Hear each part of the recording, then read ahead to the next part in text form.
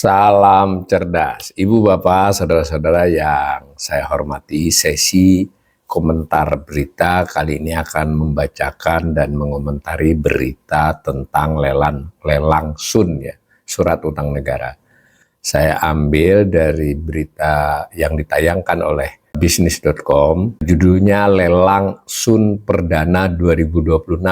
Pemerintah menangkan 40 triliun rupiah, ditayangkan pada hari Rabu 7 Januari 2026 jam 10.54. Kemudian beritanya begini, Direktorat Jenderal Pembiayaan dan Risiko DJPPR, jadi DJPPR ini dahulu namanya 15 tahunan yang lalu namanya Direktorat Jenderal Pengelolaan Utang ya. Sudah lebih dari 10 tahun ini namanya Direktorat Jenderal Pengelolaan Pembiayaan dan Risiko DJPPR mencatatkan jumlah dana yang dimenangkan pemerintah dari lelang surat utang negara SUN perdana untuk 9 seri obligasi negara mencapai 40 triliun. Saya komentari dulu ya, yang maksud dimenangkan pemerintah itu ya lelang. Karena pemerintah menawarkan surat utang, berarti pemerintah mau mengutang, tapi bentuknya melelang surat utang. Siapa yang membelinya, ya itu berarti memberi utang kepada pemerintah, sehingga rilis dari Kementerian Keuangan dan juga diikuti oleh media dengan kata-kata jumlah dana yang dimenangkan pemerintah. Ini maksudnya pemerintah berutang ya, suratnya laku. Jadi memang menurut saya ya kata-kata dimenangkan ini ya karena lelang sih, benar juga. Cuman supaya pemirsa saya ini memahami ya bahwa dimenangkan begini berarti pemerintah berutang. Nah, melansir laman resmi DJPPR, jadi bisnis.com jurnalisnya ini mengutip dari webnya DJPPR, Kementerian Keuangan, itu salah satu eselonnya, eselon satunya adalah DJPPR. Ke-9 seri SUN tersebut antara lain, jadi ada 9 seri yang dilelang ya. Jadi surat utang negara itu ada nomor-nomor serinya kayak uang gitu loh. Tetapi kan ini seri utang negara dan sekarang bahkan cenderung paperless ya. Jadi hanya berbentuk software ya, berbentuk paperless, tidak pakai kertas ya, tapi mewakili ada prosedurnya. Antara lain ini nomor-nomornya SPN, nomor sekian, new issue berarti itu pertama kali dilelangnya. Lalu ada SPN 03 berapa, 00 berapa, itu juga baru SPN. Jadi ada 3 ini SPN. SPN itu surat perbendaharaan negara, berarti untuk utang itu kurang dari setahun. 3 bulan, 6 bulan, 9 bulan, atau setahun. Kurang dari setahun lah. Itu ada nomor-nomor serinya ya. Itu betul-betul perdana dilelangnya. Lalu ada seri berikutnya, FR0109, ini adalah yang jangka di atas tahun ya, surat utang negara. Itu ada yang 5 tahun, 10 tahun, 40 tahun. Ada yang sifatnya reopening, jadi biarpun dia misalnya 10 tahun, sisa jatuh temponya 9 tahun, karena pada waktu dia terbit pertama dan sudah pernah dijual itu 10. Ya begitu juga yang 25 tahun, bisa jadi tinggal 23 atau 24 tahun, karena reopening namanya ya. Nah, saya baca lagi, adapun lelang perdana terhadap 9 seri SUN dilakukan pada Selasa 6 Januari ya, sehari sebelum berita ini, dengan total penawaran yang masuk senilai 90,96 triliun ya, saya baca singkatannya. Ini pemerintah menawarkan, biasanya penawaran beberapa hari sebelumnya, pengumuman bahwa kami akan melelang seri-seri yang disebut tadi. Disebut juga target indikatif. Jadi maksudnya target indikatif itu kami mau cari berapa. Nah kalau saya tidak salah ini target indikatifnya 33 triliun. Maunya dapat dari 9 seri itu 33. Ternyata yang masuk mencapai 90,96 triliun. Karena itu ada istilah bid cover ratio. Butuhnya 33, yang masuk 90,96 itu berarti sekitar 2,83, hampir 3 kali lipatnya ya.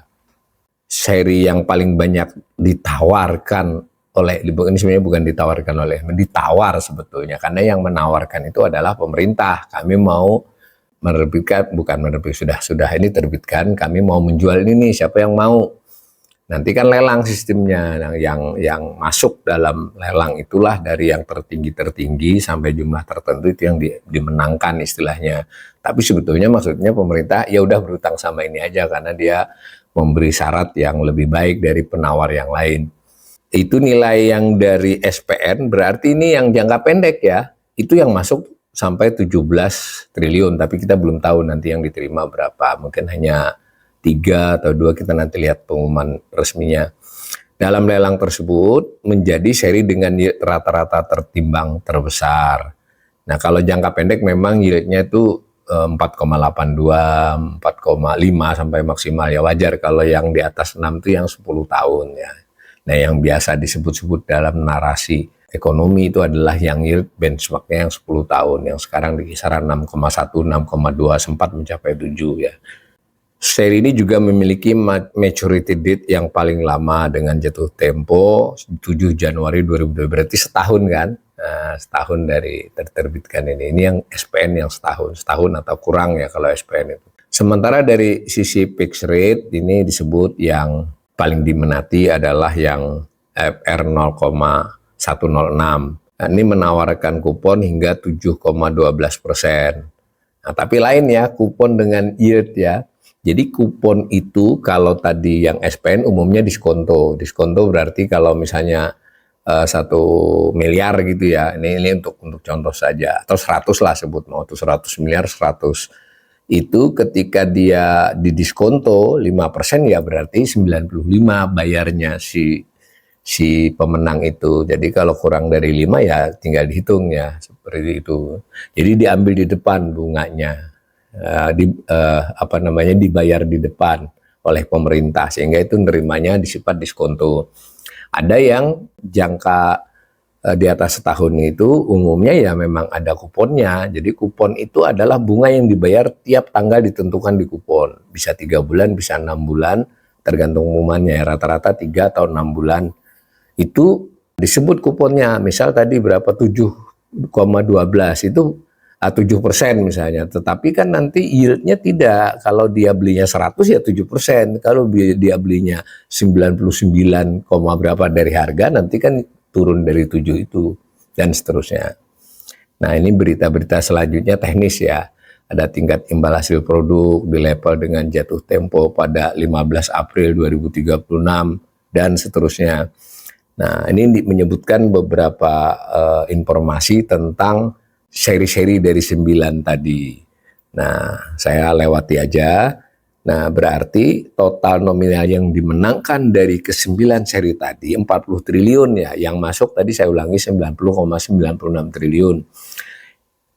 Target indikatif maunya pemerintah mengutang hanya 33, tapi dapatnya 40. Biasanya di pengumuman lelang itu juga disebut bahwa maksimal yang dimenangkan misalnya 150% dari indikatif, berarti maksimal 33 tambah kurang lebih 16, berarti maksimal 49,50 ya, ini dimenangkan 40, jadi masuk dalam koridor yang diumumkan pada waktu lelang. Informasi lain dari 9 seri yang ditawarkan di JPPR pada lelang perdana ini, tingkat jatuh tempo yang ditawarkan beragam. Ya tentu ya sesuai serinya tadi. Nah, ada yang jatuh tempo Maret 2031 hingga Juli 2064. Kalau 2031 itu berarti kan 5 tahun. Kalau dia reopening sebetulnya waktu ditawarkan pertama beberapa bulan yang lalu itu ya persis 5 tahun. Tapi ini karena sudah pernah dilelang, ini reopening. Biasanya reopening itu bisa 3 bulan kemudian, sebulan kemudian, pokoknya dalam tempo setahun itu bisa ada reopening ya. Kadang ya setahun, rata-rata kurang dari setahun dia sudah dianggap ini. Jadi ini berarti yang 5 tahun, lalu ada juga yang 15 Juli 2064. Ini berarti yang sebenarnya berapa tahun ya? Berarti 20 tahun ya, 20 tahun. Tapi karena ini reopening sudah pernah dilelang sebelumnya. Bahkan ada yang lebih lama lagi ya sebenarnya. Saya baca sebagian angka-angka, saya lewati karena ini untuk bermaksud memahami lelang ini. Adapun dibanding realisasi lelang pada periode yang sama tahun lalu, jadi tahun lalu Januari juga ya, lelang Sun kali ini mencatatkan minat investor yang sangat tinggi. Berdasarkan data di JPPR, lelang Sun perdana 2025 hanya mampu menghimpun dana 31,65 triliun. Sebetulnya ini harus dicek ya, dulu kan 8 seri di tahun lalu itu. Terus kita juga harus lihat waktu ditawarkan berapa indikatifnya, nggak bisa sebetulnya ini, jurnalis harus ngerjakan PR-nya ini, dicek. Benar betul dari catatan dan harus fair memberitakannya pada waktu itu yang masuk berapa seri yang dilelang, target indikatifnya berapa, penawaran masuk berapa, yang dimenangkan berapa, antara penawaran yang masuk dengan target indikatif itu atau yang dimenangkan target dengan yang di indikatif itu namanya bid cover ratio ya. Jadi makin tinggi bid cover ratio itu berarti makin diminati. Ya betul ini memang, tapi nanti kita harus lihat lagi rinciannya. Nah, untuk mencapai level 90 triliun dan seterusnya ya.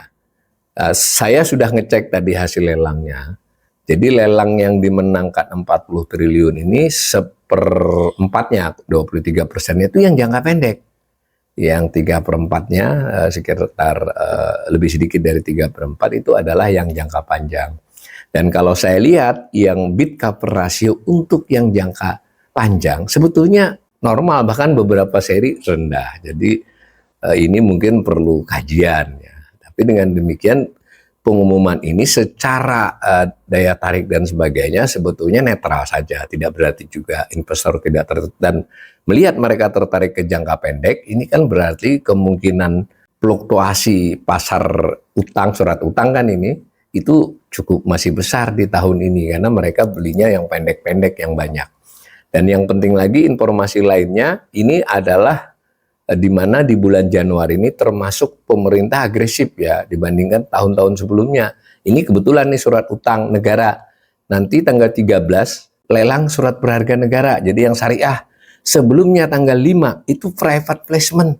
Ya, private placement itu berarti nggak pakai lelang tuh, langsung dimenangkan pihak terkait. Umumnya kalau private placement itu yieldnya lebih tinggi. Nah, jadi kalau saya lihat ini dan belum lagi tanggal 16 Desember lalu sudah ada lelang juga. Artinya ini Desember, Januari ini pemerintah tampak sekali membutuhkan cash flow ya. Saya kira ini dari sisi tertentu ya wajar, tapi di sisi lain saya sebagai pengamat fiskal, wah ini pemerintah berarti memang sedang benar-benar butuh arus kas masuk, termasuk juga ngambil duit, memindahkan kembali ke SAL ya, ke BI yang sebagian dari yang ditaruh di Bank Himbara. Artinya pemerintah harus cukup terbuka meskipun butuh arus kas, dan dengan berbagai cara ini nampaknya masih bisa di-manage ya, bisa dikelola. Nah, tetapi juga tidak ada salahnya publik ini memahami kondisinya secara lebih baik tapi persuasif penjelasannya. Jangan membuat suasana pasar tidak bisa dibohongi. Kalau netizennya mungkin bisa, pasar jelas baca ini hal-hal seperti ini. So far tidak jelek sejauh ini ya, tetapi menunjukkan bahwa pemerintah masih pontang-panting untuk arus kasnya itu tidak bisa ditutupi. Mudah-mudahan bulan-bulan mendatang lebih baik.